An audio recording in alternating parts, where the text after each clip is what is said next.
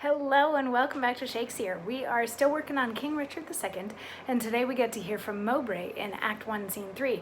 Now, Mowbray is suspected of having killed the Duke of Gloucester at the instruction of King Richard II, and it's because of that and a few other things, Henry Bolingbroke has sort of challenged him to a duel, called him a traitor, all that sort of stuff.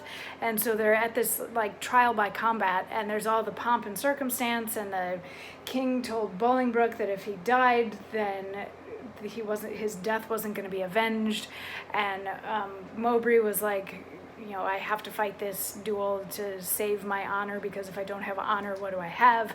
And all that sort of thing. And all the pomp and circumstance happens. And right before they're about to fight, the king throws down his warder, which stops the fight, and he comes back and he says, he's like, you know, nobody has to die. We don't want to sprinkle blood all over our beautiful English land, but there do have to be punishments. So Bolingbroke, you are banished for 10 years.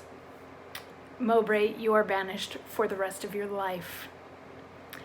And Bolingbroke takes his sentence just fine. Well, just fine. He's sort of gracious about it. And then King Richard is like, Mowbray, you are banished for forever and ever and ever. And Mowbray says, a heavy sentence, my most sovereign liege, and all unlooked for from your highness' mouth.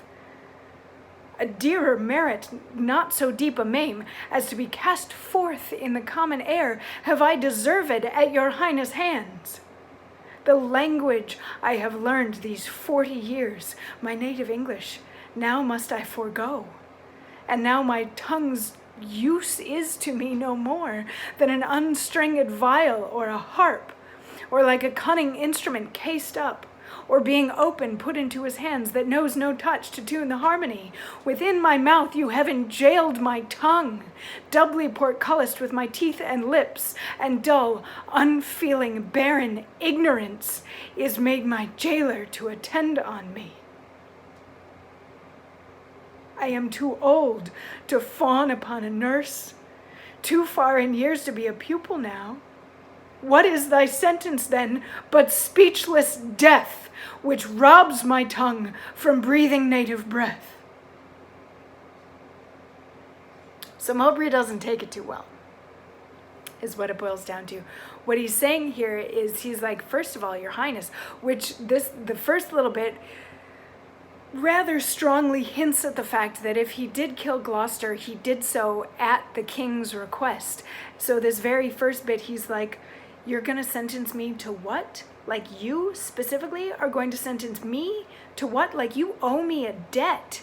This punishment is far too severe. And then he goes on about the fact that being banished from his country, he's going to have to go somewhere where English isn't spoken anymore. So he's not going to be able to communicate with anybody. He's not going to be able to build a new life for himself. He's way too old to start over. He's way too old to be a student now. So banishing him from England is subjecting him to a life of solitude until he dies. And he's sort of doubly miffed at this, because if he killed Gloucester, he did so because King Richard told him to, and now King Richard is weighing this sentence upon him. So he's very, very angry and upset and miffed and disappointed and all of these things. He's all of those things toward Richard. He's just very, very upset about the whole thing. And King Richard doesn't really listen to that, but has a little smidge more to add to their sentences tomorrow, before they are cast off into the wilderness. Basically, King Richard's response was, well, if you didn't like it, you should have said something before I passed the sentence, or something along those lines, which is a ridiculous response to the whole thing, but he has a little bit more to add tomorrow before we move on in the play. So I will see you tomorrow for more. Mwah.